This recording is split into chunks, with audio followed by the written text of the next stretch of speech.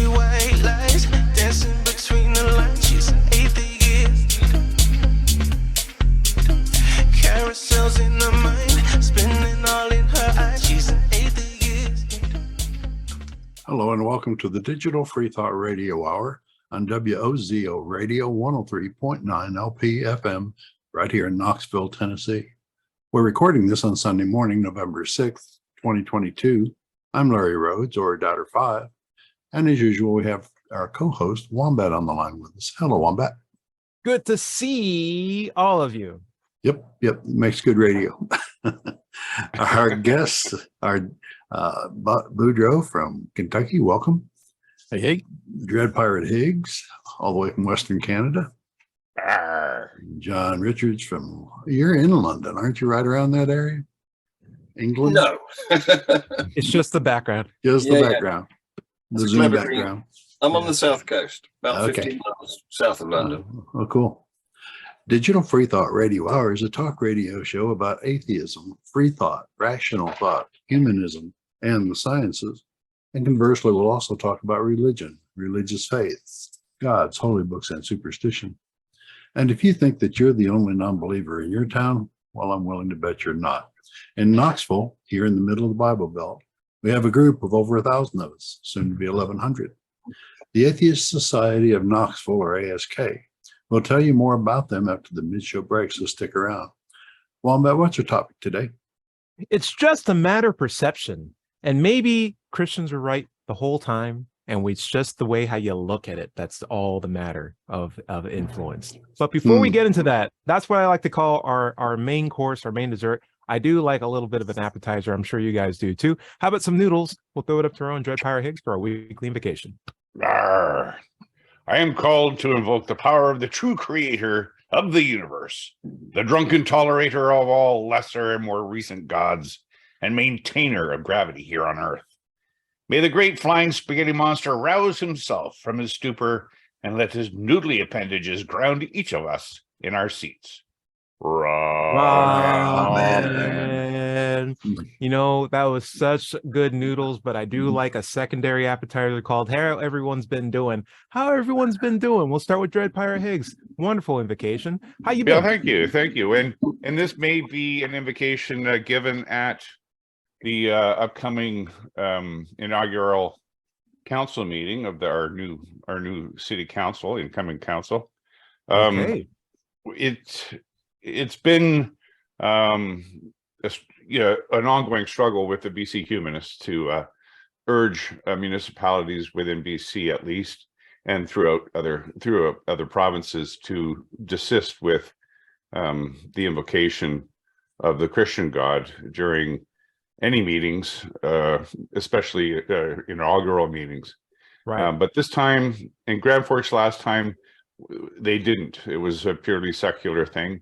But we have 3 incoming pretty staunch Christians coming in. So they may try to sneak that in. So we're having a contingent going to be present at the council meeting in that event so that we can make our own invocation. Right. And let them know that they're not representing the only people with religious beliefs. So sneak peek, we're talking about perception today. I see, John. Here's my quick point. It's such a shame that we have to waste so much energy on this, people on a council who have imaginary friends, from my perspective, who now we have to battle and be like, listen, we have to fill out all these paperworks, drive here, do this, rehearse this speech, just so that you don't get a chance to, shift the narrative on your imaginary friend being less imaginary than it actually is. What a waste of time when you could be serving the greater good. John Richards, what do you think? Well, this issue of councils holding prayer meetings at the start of their deliberations happens in other countries too. Oh, yeah. I know that Freedom from Religion Foundation in California, back in May, I think, they won a case against a city council that had been holding Christian meetings, Christian assemblies at the start of their general business, illegally, unconstitutionally, I should say. And more recently, the judge awarded costs against the city. So they have recouped all their expenses spent on lawyers and so on. Very good. That's good news, isn't it? Mhm. Always topped on the news. John Richards, how you been and what's going? Oh, you don't have to give us the full news preview, but how are you not stressing yourself out by paying attention to the news? Because I've always synonymously understood news as bad stuff that's happened around the world. Not always. Now, there's some good stuff too. I put the bad stuff at the beginning and then I level it. It's like a main course and then sweet or dessert. Okay. Okay. How you been, my friend? So I haven't personally suffered very much, but I've got children here who have had such sore throats they haven't been able to speak. It's been so peaceful. Not bad. Last week I got double vaccinated. I did get the influenza and then a COVID booster. I said, don't spread it out. Just give me both of them at the same time. Yeah. Didn't get a reaction. No reaction from either one, aside from just a lightly sore arm. It's like my 6th COVID booster so far. My body's just like, yep, we know what to do. We're done. You're fine. Go out You the door. didn't get I'm sick just at like, all? I didn't get sick at all. Well, I did. I've only gotten sick on the 3rd booster, and literally everyone else afterwards just been like, "Oh, thank you for the free medicine." I I've appreciate had it. 4 and I've gotten sick after every one, I think. That's good. I think that's a good thing. I want to have that immuno response, but we'll see. Anyway, I've had 4 and I had my last one a week ago, and it was a cocktail. It was a little bit for the original COVID and a little bit for the more recent one. Blended. Oh, interesting. Larry Rhodes, aside from not getting sick, how else have you been? Oh, doing pretty good. It's kind of boring. I put my bike away last week, so I don't have it out now. It'll be next spring, I guess, probably before I get it out. And then just working and playing computer games. And as long as I'm keeping on, I feel pretty good at 72. Not bad. Okay. Boudreaux, how you been? I have been well. It was Halloween since we last talked, right? Truth. Yes. So we did our 3rd annual candy pult, where kind of in keeping with social distancing, we just launched candy to the kids. But we really got the physics down. It was me and George. We got the physics down. That's great. We got the physics down. We didn't hit anyone in the face. That's good. Okay. We never have. Okay. But yeah, we could get it. We told them where to stand. We had chalk line drawn. And I imagine there would have to be some sort of like ordinance of that. And then you have like a 3-point calibration strip to make sure everything's good. And then a little bit lower. I can't tell you how many times I told the kid a little bit lower and they didn't listen. And I shot it to them and they missed it because I was like, I told you lower. Now here's the problem. What is a consistent projectile? What's go ahead and ask John Richards first. It was better than mine. John Richards, go ahead. Did they have to catch it in their mouths? No, that would be too risky because we were launching like little mini Snickers bars and things like that. Yeah, so because I didn't want to hurt him.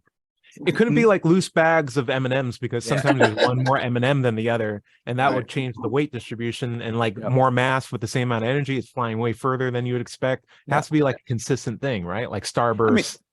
Generally speaking, we had 5 or 6 different candy types that we kind of got the hang of, and they really we were about 50% in the bag. But was there a toffee apple amongst them? Wow. Nice. Have you ever thought of publishing in the Journal of Halloween Science? No, that's a thing. No, I'm sure it exists somewhere, but it'd be a really good article. It is Halloween physical review. It's there if you're willing to look for it. Speaking of looking for things, we're talking about perspective today, guys. And why are we talking about perspective? Because I saw an enlightening meme on the internet. It was one based on politics, but it did make me think. And the idea was a picture where you had 2 candidates you can vote for. One was a free Krispy Kreme donut, and the second one was burning down your grandmother's house.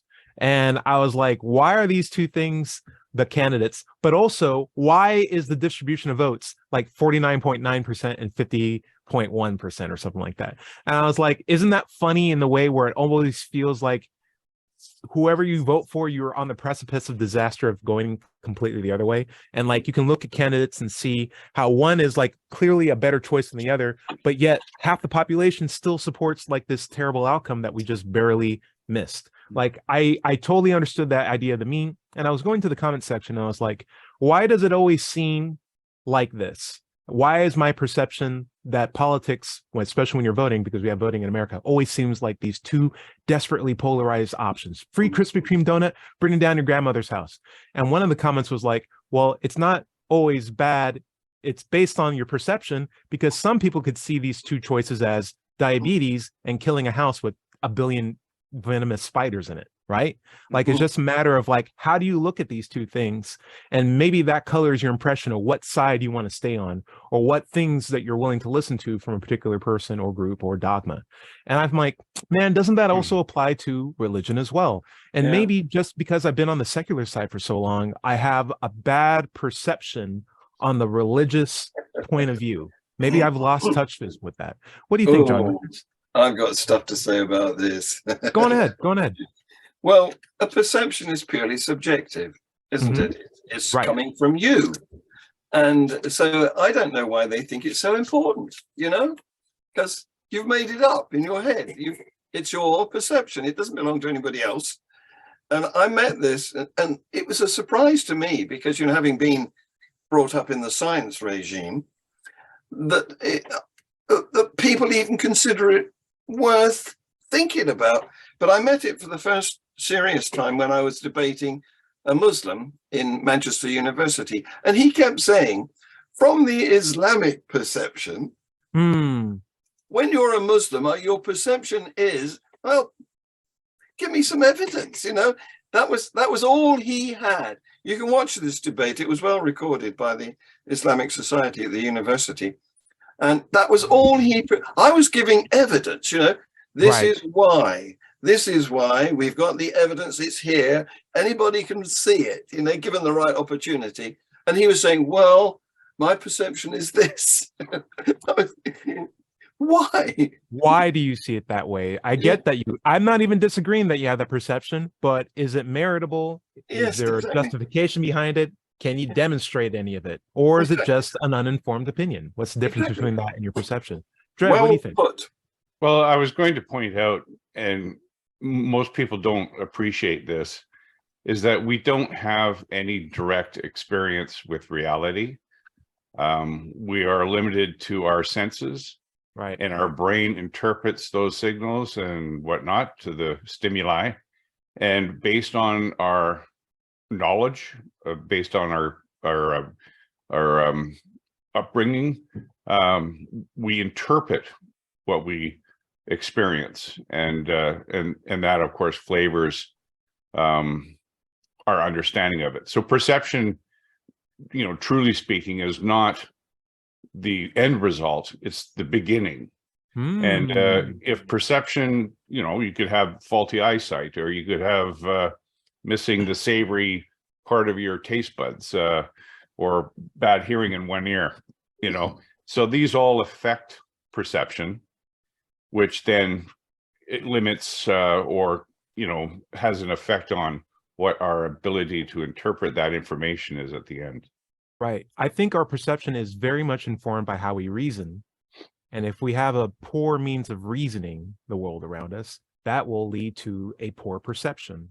And why settle for something that's poor when through some meager effort on your part, you can have a higher standard of evidence, a higher standard of understanding, a better epistemology, if you will. All these things can be beneficial to you and improve your perception, which directly helps you. Isn't that great? Larry Rhodes, what do you think? Yeah, no, I was just going to say about perception and our senses. We don't really have a choice. There's not like something else we can use instead of that. Even if we use machines to measure something, we still have to use our eyes and ears or whatever to read the machine's readout. And that's coming up on this election. This really amazes me. I mean, if one side gets votes, then they're fine with it. If the other side gets votes, they're not fine with it. It's got to be a flawed system. Now, if the system is flawed, how come their guy getting votes and winning is fine? Our guy's getting votes and winning is fraud. Now, it's like they're going to say, well, yeah, this system is flawed. What else are we going to use? Just automatically give one side all the offices just because they are not satisfied with the system? It's a double standard. It makes no sense at all. Why should their candidate get preference? Right. Yes, It's a double standard. It's a double standard. Bujo, what do you think? Yeah, so this makes me think of I think it was a cartoon originally, like a drawing where you've got, one guy standing by the number 6 and another guy standing, on the other side looking at number 9, and they're Right. kind of like arguing, and I think the point of the cartoon originally was, hey, really don't get mad at the other person. It's all about perspective. And then somebody kind of turned it into a meme, and you've probably seen this, but it's like, no, it's not. It's either a 6 or a 9. We need Right. to figure it out. Yeah, Like whoever put it down there, whoever Yeah. put it there, put it in a Yeah. sequence that has Right. a meaning. But I think the point of the original thing was, it's all about perspective, and we should respect everyone's perspective. And it's kind of Right. like we should No. respect people. Now, But we don't have to respect their perspective. Until they I show that I they love don't that. deserve it. That they So, don't yeah, deserve there's a the line. respect. there's that fine line of respecting a person to the point where you don't want to cause conflict unnecessarily, right? But there's also the need of having perspective on a near objective reality, or at least something nominal to the point where you can use it meaningfully and inform actions in a informed, empathetic, socially acceptable format. You can't just be like, I think this is okay, and you do it. You have to have that be informed in the context of hopefully a greater society, or at least rationalized to the point where you can actually test it and verify if you're right or wrong about certain things. And that's what I like about math. But also math is an abstract tool that we should be applying to real life as well. Like that just means in life, we need to really define our variables. We need to understand who's right, who's wrong. And there is a right and a wrong. And if we don't know what's right yet, we don't know. We need to recognize that as a don't know. We need to come up with better methods to know. But there is right courses of action, and we can't necessarily just better methodologies than other for justified claims, right? And yeah, and the one that's just like, well, can't we just all get along? It's like, yes, and we can be right at the same time too. We don't have to pick one or the other. And maybe it is a 6 or a 9. I agree. We should fight for that. John Riches, I saw you with your hand. What's up? Yeah, well, while I agree with Dredd about we have to form a representation of reality in our heads, I think the representation that we form is bloody good. Otherwise, we wouldn't be able to do things like play disc golf, for example. Yeah. So speaking of which, can an English person say bloody on an American radio station? I think that's acceptable. Go on ahead. You get away with it. I can get worse than that. Anyway, the thing is that I don't like, if there's a big need for interpretation between, the observations and how you have perceived them, then it's more opinion than it is evidence. Because in my materialistic world, matching a concept with observations should be just like playing Snap, Right. There should be, it should be as simple as that. There's no need for any interpretation. Is this the same as that? Yes or no? Right. And like one of my teachers said, it's okay to be wrong as long as you recognize it and are willing to improve a process. And the problem with, being very courteous with perceptions and not equivocating all of them is that you are willing to support wrong perceptions as well, or bad methodologies. And when we can say this is right and that's wrong, now it's good to understand what the process was behind it and improve and get a better process so more of us can be right, because that's a benefit for everybody. That's the step that a lot of people are crucially missing when we say, hey, you're wrong. It's like, well, why are you making an argument? I'm not. I'm trying to improve a process here. Dredd, what do you think? Well, I was going to say, just further to the point I was trying to make, was that that our perceptions are not infallible, and our memories are certainly not infallible. And I think that's where a lot of people are led astray by their own sense of being right about things, like seeing things the way they are, or remembering things the way they were. That is just not the case, because our memories certainly aren't a recording. It's an act of construction. Right. And the more people can recognize that, then they recognize, or they have the potential to recognize, that they are fallible. and that they have to be mindful of how their memories and their perceptions are actually constructions of their world, not a direct experience of the world. Or more bluntly, people can be lied to because we don't have that direct And access. self-deceived, to, right? Self-deceived, yeah, or like deliberately manipulated by those who don't have their best interests at heart, but put on a very genuine face and can absorb time, money, thoughts, advertising, propaganda, political actions against the favor of those who are their most adherent followers. Yeah. We see this every day as part of the perception of a secular-minded body. And it frustrates us, it scares us, it commits us to do actions, to do shows like this. But it's not against, on a personal level, against the people who are probably victimized by this, or who are adherents to this, or sycophants, or just general supporters, or quiet people on the median. We do this show to remind people that it's the nature of the lack of critical thought that's getting us into worse cases with regard to how we treat each other and how we inform our actions. And if we just rely a bit more on critical thought, regardless of what we think the outcome is, we are proponents for critical thought. If we do critical thinking, things will get better, guaranteed. It may not even be the way how I see it or I want to have it, but I guarantee you, if we all do this uniformly, working together on that aspect, we can get much better than where we're at right now. And I'm not saying we're not in a bad place now, but I'm just saying we could be in a much better place now if we all just start to critical thinking. I had a comment before we go to the half. It's from Maximum Cover. He has an idea on prayer. This is his perception on prayer. Larry, maybe you'd like to touch bases on this. All right. I think Maximum Cover says, I think the perception on prayer is wrong. Prayer works. I keep seeing atheists commenting in various contexts on how prayers don't work, and I do nothing and do nothing, and I feel this is dangerous. Misapprehension of reality. I think it's misappropriation of reality. It's all right. It's all good. In its essence, prayer isn't any different from self-talk. There are messages you repeat to yourself, and that's how we know prayer works. What do you think, Larry? Well, if he's talking about just the generic soothing activity of talking to yourself, sure, meditation works. But that doesn't mean you're talking to a supernatural being. I'm glad he clarified that at the end, because when you say the word prayer, you're saying different things to different people.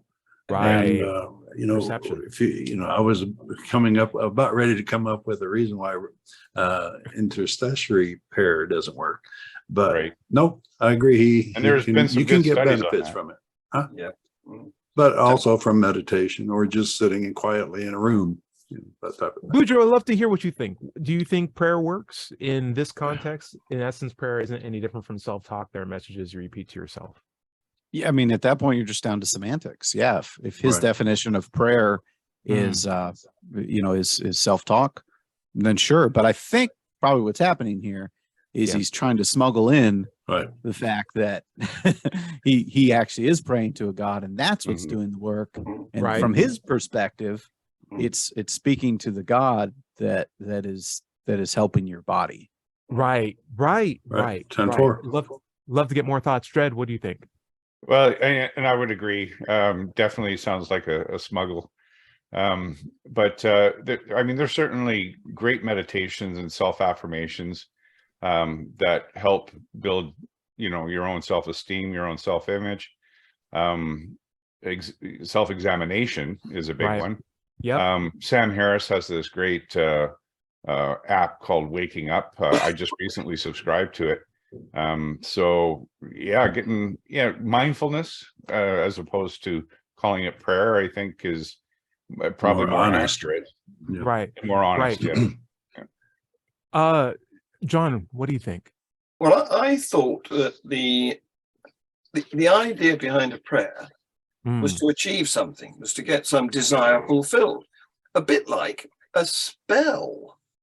Yeah. Right. Yeah. Yeah. Right. I've always called it witchcraft.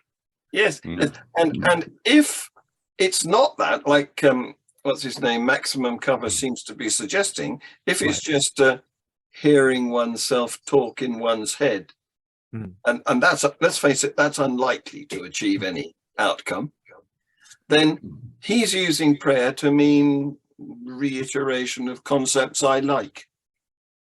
Yeah. here's my thought. I'm actually, this is sort of going back to the equivocation that we were talking to before. These are not the same things. Prayer is talking to, in the most used context, a different agent than yourself. Self-talk, which is the same number of syllables, is a completely different concept to most people in their usage than prayer. Prayer, I'm talking to somebody. I'm praying to blah, blah, blah. People don't pray to themselves. You pray to who you worship to, generally. Elsewise, you're just self-talking to yourself. Right. If you're praying to yourself, you're talking to yourself. Just call it self-talk. You don't have to add this extra step of baggage. And self-talk takes as many syllables to say as prayer. And I do believe in the power of self-talk. It's nice to be able to rationalize. You can talk to yourself out loud. You can do it in your head. You don't have to worship. You don't have to have baggage. You don't have to sit down. And you can do it in any context that you feel appropriate. And it does help you. It's great for it as an organization. But witchcraft also takes 2 syllables and involves spells and invocations and stuff like that. Why don't we call prayer witchcraft? If you're willing to call prayer self-talk, then be willing to call witchcraft prayer at the same time too, because they're all, in that point, the same thing. But you would probably not want to have that happen. So let's just be clear with what we're talking about here. Self-talk works. And in fact, prayer doesn't work. Because when you do intercessory prayer for people who are sick and they know they're being prayed for, it causes more stress in their lives, and they actually end up performing worse than when a placebo is used in its place. And we have a scientific study to show that result. Yeah, we have multiple. We do that at least once a year. And it's crazy how each time it shows clearly that prayer actually makes things worse. Self-talk, great, do it. Prayer, you're actually better off not doing it at all. If you have a problem and you want to pray to get it fixed, just get it fixed. Don't pray to get it done, because you might actually be wasting more time in the process. We need a break. We need that break. Go ahead, Larry. Stay tuned for the second half of the Digital Freethought Radio Hour on WOZO Radio 103.9 LPFM here in Knoxville, Tennessee. We'll be right back after this short break.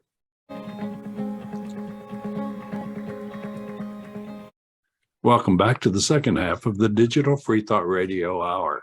I'm Dr. Five, and we're on WOZO Radio 103.9 LPFM here in Knoxville, Tennessee. Let's talk for a moment about the Atheist Society of Knoxville. ASK was founded in 2002. We're in our 20th year, and we have over 1,000 members. We have weekly in-person meetings every Tuesday evening in Knoxville's Old City at Barley's Tap Room and Pizzeria. Look for us inside at the high top tables, or if it's pretty, outside on the deck. We also have Tuesday evening Zoom meetups. If you'd like to join us, email us for details at askanatheist@knoxvilleatheists.org or letschatse@gmail.com. You can find us on Facebook, meetup.com, or go to the website at knoxvilleatheist.org. By the way, if you don't live in Knoxville, you should still go to Meetup and look for a group in your town. Don't find one? Start one. That's right. Wombat, what do you want to pick up? Guys, we're jumping back into the matter of perspective. Go ahead, John Richards. Well, I want to pick up on Maximum Cover's thoughts that prayer is just self-talk. Fair enough. Let's do it. Yeah. Because recently I was flashed by the speed camera. That means different things in America than it does in English. What do you mean by flashed? I was photographed by the speed camera. Okay. I entered. They had my what do you call it, license plate in your country. We call it a registration number. But anyway, I had my car. I was driving in an unfamiliar town, and suddenly I was trying to find my way, and trying not to hit anything. Right. And so I was being very careful, and suddenly a 30-mile-an-hour limit sign went past me before I could register it and react to it. So I was flashed for exceeding the speed limit. Now, if you only exceed it by less than 10%, you don't get points on your license. You get a training course. Wow. Oh, boy. So I attended this driver training course, and one of the tips they gave us was talk your way through your driving. Say what you're doing. Say that I'm watching out, there's some parked cars, there might be something coming out from behind them, and here's a woman crossing the road with a baby and a buggy. So voice the reality you are experiencing, because it helps you to focus on the needs for reacting to it. So maybe that's what Maximum Recover is referring to when he's talking about messages that you repeat to yourself, but it's certainly not what I understand prayer to be. Right. But there's also the danger of lack of context, because those who have a favorable position by the misinformation of a statement will continue to use that as ammunition to support their cause or their creed. Yeah. And he's saying prayer works. I think the atheist perception on prayer is wrong. And I think atheists are commenting on blah, blah, blah, how prayer doesn't work. We are talking about different things if you're not talking about what we're talking about. Yeah. And you are trying to equivocate self-talk and prayer at the same thing. I don't think that's a fair equivocation. I feel like they clearly mean different things. And if they don't, be willing to call witchcraft prayer, because we hold that in the same context. It's a spiritual communication to something that's not to yourself. Anyway, Larry, what do you think? I would like to ask him what he thinks of public ostentatious prayer, like the prayers at open meetings or the prayers that everybody join into after school, you know, that kind of thing. If it's just self-talk, then it's not prayer. It's not what they're doing. What are they doing? Exactly. And why do they have to hold up an entire, political meeting to do stuff like that? Bujo, I think I saw you. Yeah, no, so this makes me think of the idea that all of his evidence is on invisible things, right? So the thing that they're praying for, it's not like you're praying for a pot of gold and it appears, right? Or you're praying to grow back an arm that's been amputated. Those are, those are things that all of us atheists would be like, yep, okay, yep, prayer works. Yeah, if we saw that, yeah, absolutely. It's like, the evidence that we're using here is stuff that's invisible. It's like, I feel better. Completely subjective, right? Right. And not to mention, we think that self-talk actually is at play here and doing the good. So it's not set up for something we can study. It's just words. Great job, Bujo, because I can't self-talk an arm to grow back from my elbow if I lose it. I can't self-talk a dead family member back to life. So am I really praying at that point? Or am I really talking to myself? And if it's something that I can control and manage in my own life, like something I can test, something I can do through my own volition, I just need motivation for, why am I wasting time with prayer? I can just get that with self-talk. Right. And would he go as far to say intercessory prayer doesn't work? I mean, he's saying it's not prayer. Right. We got to make sure we just have these well-defined variables. Sort of like how we were talking at the beginning of the show with math 6 and 9. It's good to know what we mean when we say things, because like our perception, we have a compromise of understanding when we take an idea, convert it into words, and give it to somebody else to hopefully have the same idea as we had. That is a work of compromise. So it's very clear that we very well define our variables so that there's no misunderstanding or unnecessary equivocation between terms that are not the same. And self-talk and prayer are not the same terms. If you could pray a dismembered limb back into life, you'd go up in my estimation. Yeah. Just tell me which God you're praying to then. And if you're praying to yourself, maybe we get you on the docket of when do we get you on the news? That's what I want. And why should we limit that to growing back limbs? I want a third arm coming out of my back.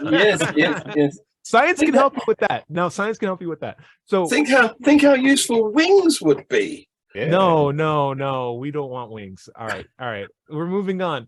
Do we have wings? Are so unnecessary. You know how much energy it would take to fly? That's like just staying up in the air is just like, man, like a hummingbird. They have to flap their wings. You have to have about 20,000 calories a day. I couldn't. Now, if you could eat more food, that's fantastic. There's a lot of people. We'd all run out of food immediately like that. You guys are being boringly practical. These are magic wings. They work with no energy. Oh, these are magic wings. Think how many lives they've saved from falling. You just pop your wings out and fall.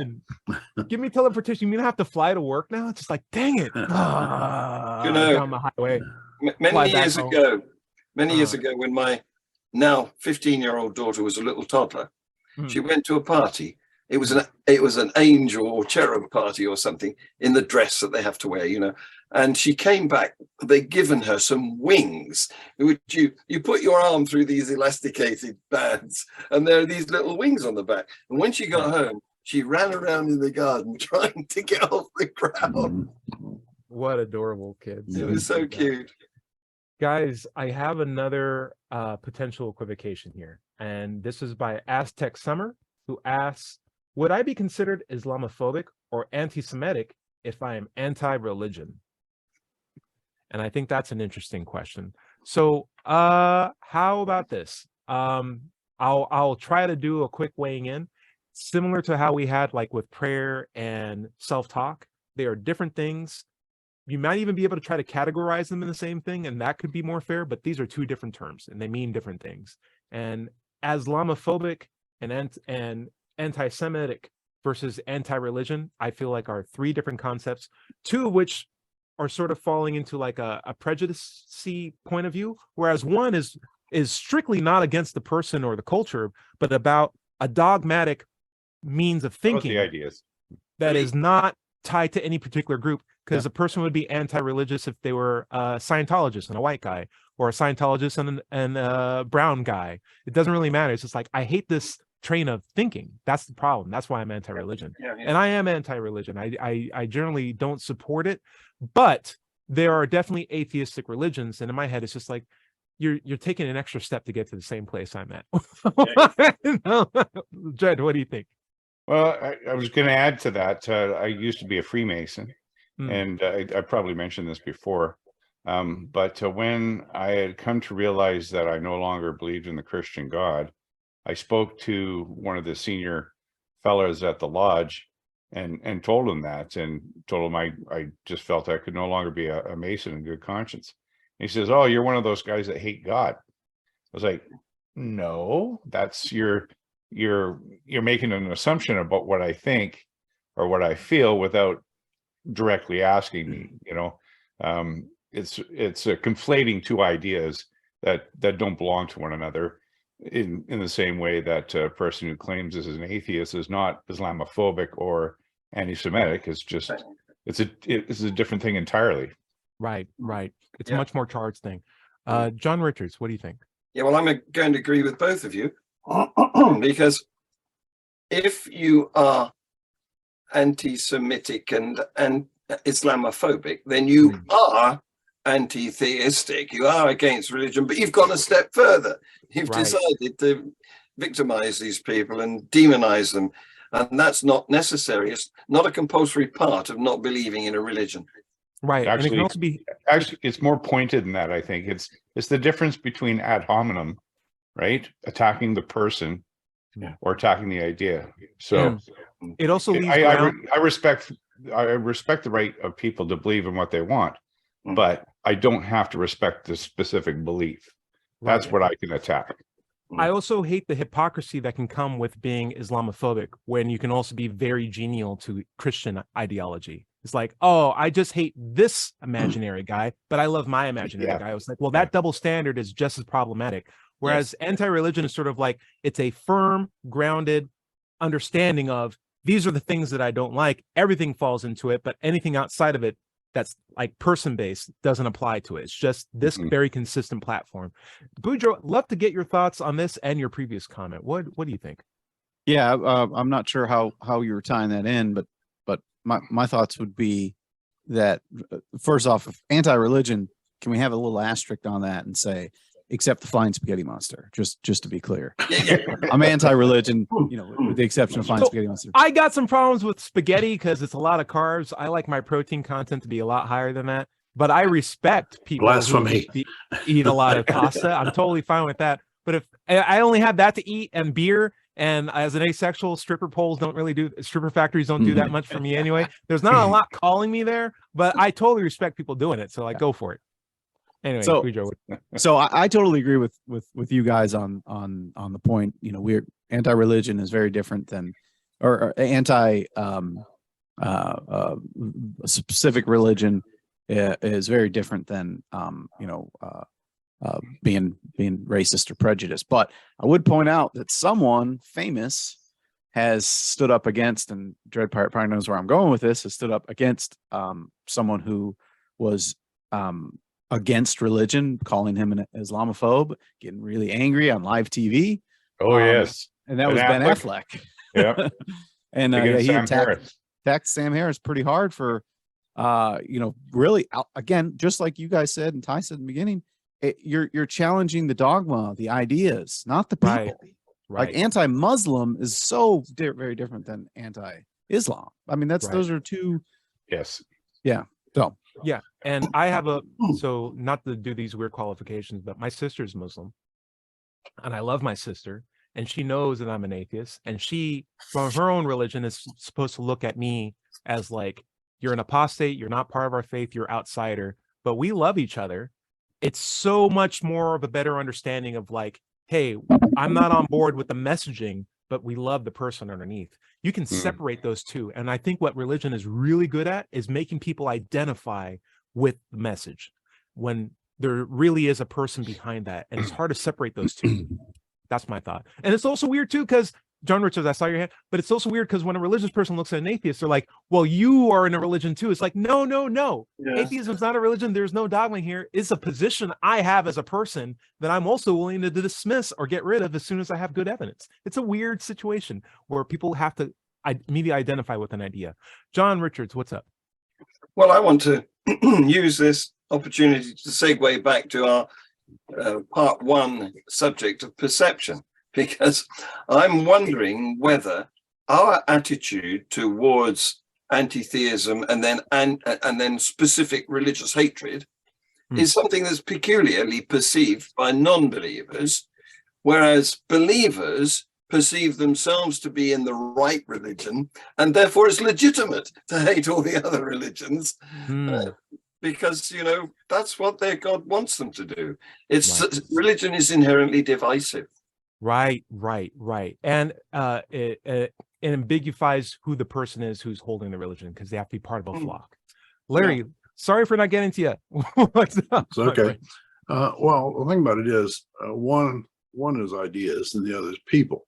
People have rights and deserve respect until such time as they don't. They prove that they don't deserve respect. But ideas don't deserve respect simply for being. They constantly change, and they have to constantly be reevaluated to see how they affect people. Yeah. So it's a whole difference between people and ideas, and one deserves respect automatically, the other doesn't. Right. And the benefit of, I feel like a lot of Christian, a lot of Islam, or a lot of grounded popular religions piggyback on the concept of, well, if you identify with this religion, then all the rights you have as a person are now applied to the religion as well. And therefore you can't challenge the religion because that's seen as a bad thing. Right. And we have inherent rights, and because we're part of this person, and we should be part of this governing body because this governing body controls the people, and we are part of the people as well. It's like, no, that's the infestation of, dogma that seems nice. The perception that we have as secular minded people is that this is infiltrating the common good of rights of man and women, of course, and everything else in between. It's the religion that's trying to piggyback on a lot of stuff that it doesn't have a right to have. And why do we give it to it? So without a fight? Why do we let these, council members start, why do we let council members who have these beliefs come into council in the first place? They're voted in, sure. But now why do they get the chance to, orchestrate their religious beliefs in front of everyone at the beginning of every council meeting? Like, that's such a gross overuse of their power and overstepping of everyone else's interests. Yeah. That's when rights become privilege. Right. I was going to point out a couple of things here too, is, and again, this is just reiterating, but putting it in a different way, is, there's human rights, which should be respected, but you don't need to respect the content, right? You can respect the right for people to publish books, but you don't have to respect the content. You don't have to like it. And I was going to say also, just to Tyrone, you said your sister is a Muslim and characterized you as an apostate? Because an apostate is someone who previously believed in Islam and stopped believing. That's actually an apostate. So that's probably the better way of saying it. Yeah. We can just go with that. Yeah. So my family is very weird. I have a mother who's a Jehovah's Witness. I have a sister who's a Christian. I have another sister who's a Muslim. And so when we all pray or not pray around the Thanksgiving table, it's a very weird procession of messages going down different wires, I can imagine. So very weird for everybody. there a Ouija board involved? So my mom wouldn't allow the Ouija board because of her truth. But it's always these weird steps for everything. Yeah, it's always very interesting. So I got one more question that we'll go through. This one comes from Cosmic Cherry. It's more of an open-ended discussion. It's based on the idea of, hey, as I became more atheist or more outside of my religion, outside of that dogma, I started seeing people differently. That's how my perception changed. So here's the comment. Being religious has warped my perception of reality. I grew up in a heavily Catholic family. Throughout my life, my mom has been saying that she's against indoctrination, yet she and my dad have been doing that to me my entire life. Even though I'm now an atheist, I still get this awful feeling that something is watching me from time to time. Her indoctrination has made it so hard for me to unlearn this stuff. Is anyone else having these same issues? Boudreaux, you grew up heavily Catholic. What do you think? Yeah, I did heavily, maybe. Mom, Catholic. Very Catholic. We did Catholic church, Catholic mass. Even Wednesday, like Catholic development. Wow. And I had the same thing for a while after calling myself an atheist, which took a little while too. I had the feeling of somebody watching, and I was very, very late to actually be willing to say GD, which I can't say on the radio, but you know what I'm saying. I even as an atheist, I would sing lyrics to a song that had it in it, and I would swap the words out for something else. Really, it took a while. I know. And then I know. Yeah. I think I've said on the radio before too that like I really struggled with like reading, any of the great atheist authors' books on airplanes. I felt very uncomfortable for a little while. That's all gone now. I have to safely say. So whoever posted the comment, be patient. It didn't take too long, but it should fade. It should fade.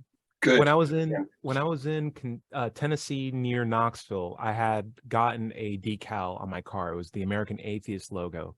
And the day I put it on my car, I was filled with a bunch of apprehension because, atheism was like this thing that I wanted people to know. I wanted to like people to know that about me, but I was also terrified about like immediate retribution if I were to like post this. And most people, I imagine, didn't even interpret it correctly, right? Like my Muslim sister I was talking about, she thought it was just a science atom or something like that. And when I explained to her American atheist, she was just like, oh, okay, I get it. But in my head, I was just incredibly paranoid about how everyone was perceiving me.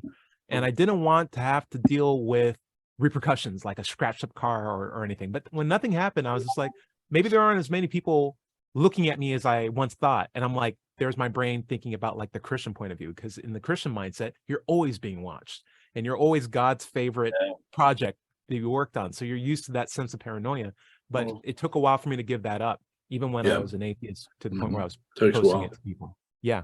Larry, what do you think? Oh, definitely. It's been 50 years since I lost my religion, but I remember the first couple of years, you go to a meal, you feel like you need to pray. You just have the feeling that you're being watched all the time. It's a hard thing to shake, and you have to worry. I mean, you still have worries about hell and stuff, but you just grapple with it logically and realize that none of this, one, makes sense, or two, has any evidence to support it. And after a while, it fades, it goes away. And remember that there's a group out there that is there to help you if you're having trouble living religion. Souls, and everybody has them. No, the group is called Recovering from Religion, and you can find them at recoveringfromreligion.org. Okay. Well, guys, I'm lucky in that I was never, not even inducted, let alone indoctrinated into a religion. But I'm pleased that you guys have managed to escape, and without terrible harm, because some people are left with actual PTSD as a result of the harm that I think it's child abuse.